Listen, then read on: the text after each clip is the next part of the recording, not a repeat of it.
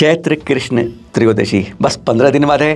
चैत्र शुक्ल त्रयोदशी हमारे 24वें तीर्थंकर जिनका जिन शासन चल रहा है उनका 2621वां जन्म कल्याण दिवस आएगा आज से ठीक 15 दिन बाद। और आप सबको आज सादर जय जिनेश। शुरू करते हैं सुबह 8 बजे इस खबरों के आईने के साथ। चित्र देख रहे हैं आप, ताज़ा चित्र कल के हैं। आचार्य ऋषि के स्वास्थ्य के बारे में अपडेट देते हैं आपको। बिल्कुल फिट है, इसलिए तो आजकल भक्त पूरे सुपर हिट है।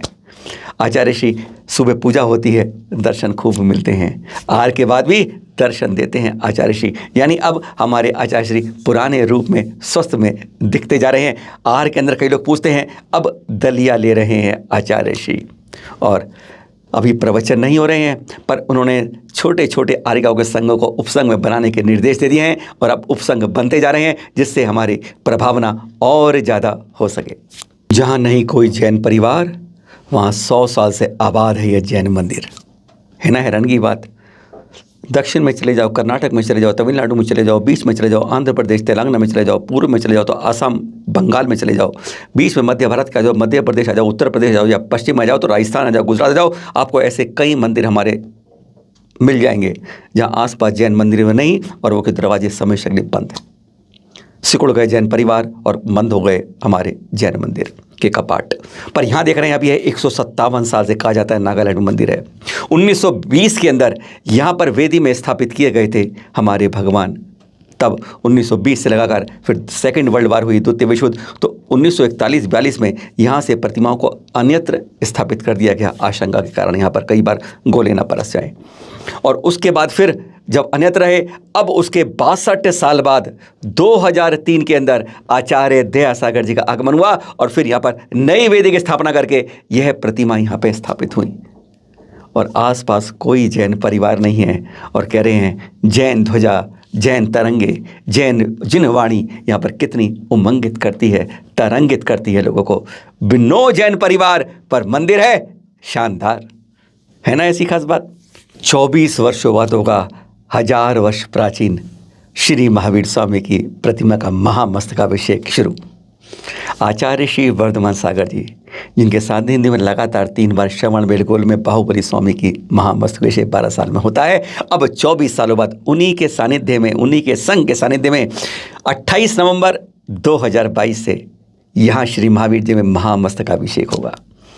सब तैयारी कर लेना, तारीखें नोट कर लेना। 28 नवंबर से 4 दिसंबर तक होना। वैसे 24 नवंबर से 28 नवंबर तक यहाँ पंच कल्याणक हो रहे हैं, महापंच कल्याणक हो रहे हैं आचार्य ऋषि के सानिध्य में। और 28 नवंबर से फिर यहाँ पर इस तरीके से महामस्त 24 सालों बाद हो रहा है। और 1000 वर्ष प्राचीन हमारी है। टीले वाले बाबा कहते हैं, चांदनपुर वाले बाबा कहते हैं इन श्री महावीर स्वामी को, जिनका महामस्तकाभिषेक की तैयारी अब जोरों पर चल रही है। भूल ना जाना, आना है महावीर जी, जरूर है आना। सुनिए सुधांशु कासलीवाल जी जो अध्यक्ष हैं यहाँ के, उन्होंने क्या कहा संक्षिप्त में। जैसा कि आप सभी को विदित ही है कि आगामी नवंबर 2022 में श्री महावीर जी में स्थित भगवान श्री महावीर स्वामी की भूगर्भ से प्रकटित मूल नायक प्रतिमा का महामस्तकाभिषेक आचार्य श्री 108 वर्धमान सागर जी महाराज सत्संग के मंगल सानिध्य में संपन्न होगा।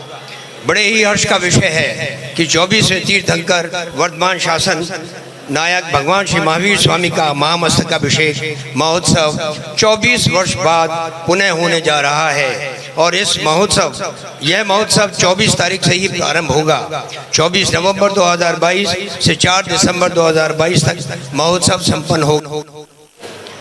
24 नवंबर से 28 नवंबर तक पंच कल्याणक संपन्न होगा और 27 नवंबर से 4 दिसंबर तक महामस्तकाभिषेक आयोजित होगा।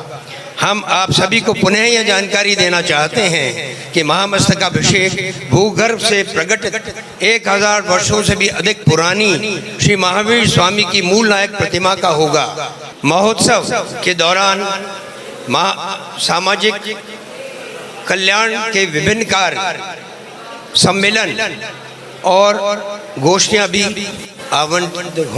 आयोजित होंगी। भिलाई में आ ही गए पारस प्रभु। देख रहे हैं चित्र अब किस तरीके से भक्तगण अपने पारस प्रभु को यहाँ पर उतार कर विराजमान कर रहे हैं, प्रतिष्ठित कर रहे हैं। अभी हाल में पंचकल्याणक हुए और यह गदगद देखकर, प्रतिमा देखकर हर कोई आनंदित हो जाता है। आ गए भिलाई में हमारे पारस प्रभु। जिनम बिम पर पक्षियों का मल क्या यह अभिनय नहीं? 57 फुट उतंग श्रवण बेलगोल के अंदर खड़ी है पहाड़ी के ऊपर हमारे श्रवण बेलगोल कहते हैं बाहुबली स्वामी। 1 वर्ष कठोर तप किस तरीके से खड़े हो कि पत्तियों की लताएं लिपट गई वह दिखाती। और वहां पर क्या होता है, एक पक्षी भी उस पर बैठता नहीं है। इतनी पावनता आज भी उसके 1000 वर्ष बाद भी दिखती है।